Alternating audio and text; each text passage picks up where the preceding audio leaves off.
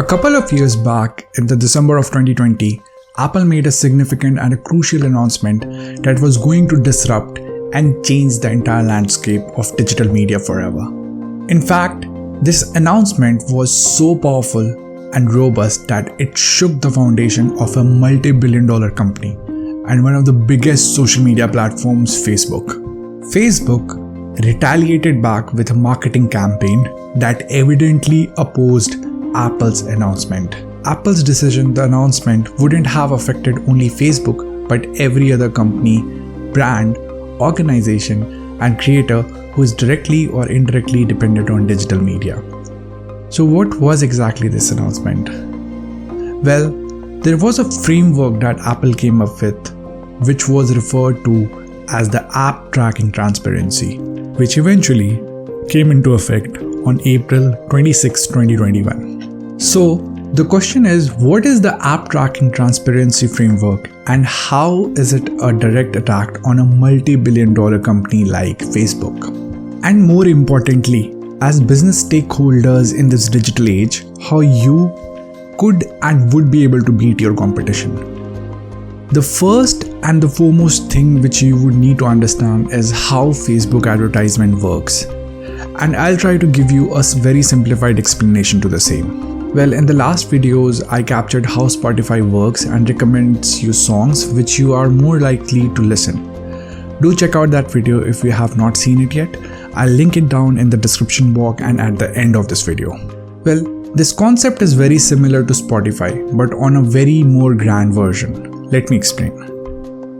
The first element to this puzzle could be termed as the advertiser profiling. If you know what exactly is buyer persona in marketing, it is very similar to that. Now, every time you use social media platforms like Facebook or Instagram or TikTok, the algorithm determines the area of your interest. Let me give you an example. So, if you're a guy who is, let's say, 26 years old and is exploring to start your own company, then most likely you would read, click, like, or share content related to that genre. Now, starting your own company can be about registering a company as the LLC, or getting a funding, or registering your domain name, or even getting your website ready for the world. So, based on the interaction of the content, Facebook would categorize your user profile and will track that you are interested to start your own business. Similarly, Facebook would also take into consideration your other interests and activity, which can be, let's say, organic food or let's say crypto investing. So, as random as these things may sound, but you're tracked to the extent you don't even realize. Now, there is another stakeholder in the spectrum, which is the advertising companies. So, whenever a company would like to promote their product, they would post an ad. Their marketing department would choose the geographical location, demographics, and interests of their buyer persona.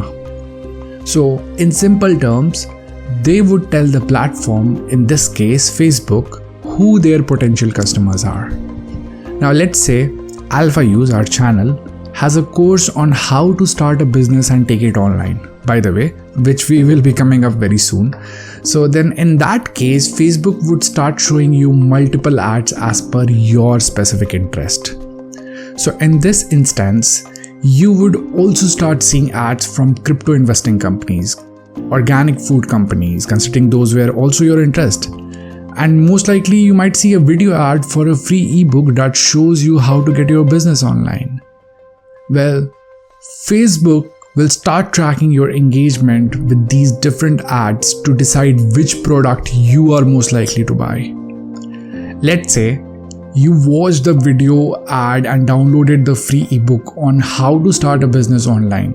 Then Facebook will recognize that you are most likely to enroll in this course on how to start a business online rather than buying organic food. So, based on this unique engagement parameters such as comments, likes, shares, Facebook is able to recognize the interest of their audience. Now, the third element is retargeting and conversion. So, In this, multiple companies offer a similar course on how to start an online business or even crypto investing is shown to you for you to interact and engage with. So, Facebook will attempt to determine your interest in this manner based on numerous permutations and combinations and display you related advertisements based on your profile and interests. The fundamentals of Facebook advertising is how people can engage with the businesses that they best meet their needs. To be clear, the entire process can be summed up into 3 distinct parts. The first step is user and advertiser profiling. The second step is targeting. The third step is retargeting and conversion. This is how, up until now, Facebook's unique algorithm has used user data in order to revolutionize digital marketing through Facebook ads. The algorithm's insane precision is the reason why in 2020 alone, Facebook as a platform made around $29 billion just through digital ads. However, those seem to be the good old days, as this is where Apple's privacy policy, which is a direct attack on Facebook, comes into play. Now, the question is how Apple's privacy policy is going to disturb the workflow of digital ads for Facebook, and it turns out that Apple's attack comes over the first element, which is user profiling, which is the most crucial and imperative element of Facebook advertising. To understand the user, their interests, their likes, their dislikes, and show them ads that are more relevant and targeted. Now, Apple will no longer permit Facebook to track the activities of its users and will instead ask the users for permission to allow activity tracking. Facebook's advertising model is based on user profiling. This is where Apple has become such a huge pain for Facebook. Given that Facebook has such a bad reputation, it is expected that a very few people will consent to have their online activity tracked. As a result, user profiling and targeting will become much more challenging. Conversion rates for Apple users will decline. Since there are almost 1 billion iPhone users worldwide, this has significant implications on the advertisers. As Facebook stated, this insane rise in customer acquisition costs may make it difficult for small businesses to grow. In addition, brands that have established a strong foundation with a digital-only approach are also going to have a very difficult time. This is not limited to Facebook, but also other platforms such as LinkedIn and Google. If you're able to convert one customer for $10, the same cost to convert an iPhone user may even shoot up to $20 or $30. This is what Apple's app tracking framework means, and it's going to initiate the second wave of the digital media revolution. The question is how this will alter the paradigms of the industry, and more importantly, if you are a business person or an entrepreneur, what should you do to turn this entire crisis into an opportunity? Let's dive in. Number 1. So in the second wave of digital media, every other brand has to be a media company which is creating its own content, and this would be applied to all the brands irrespective if they are an apparel or a clothing company or a technology or a cloud company. The reason why every other company would need to create content for itself, because they would be able to gather the target audience which automatically and organically become their customers, and which will help to eliminate over-dependency on ads to a very certain extent. Number 2. The content that you produce as a brand must cater to the interests of your potential customers, rather than just try to push your solutions and products.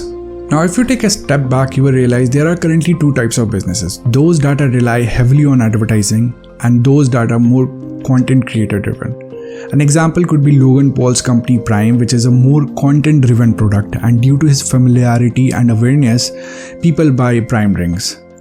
There are a lot of creators who become great at their content and then start a business around it.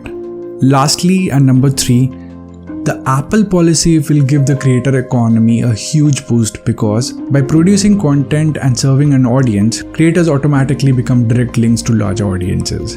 Additionally, digital marketers who are skilled at using Apple ads will gain an advantage with high-end customers. Now it is important to note that this is not the first or the last privacy focused policy. As time goes on, we are bound to see similar privacy policy which might be rolled out by other giants like Google or Amazon, which could change the landscape of digital marketing. That brings me to the most crucial component of this episode, which is the changing dynamics, landscape and environment of the digital age, which is in itself the most timeless marketing principle that we should be cognizant of.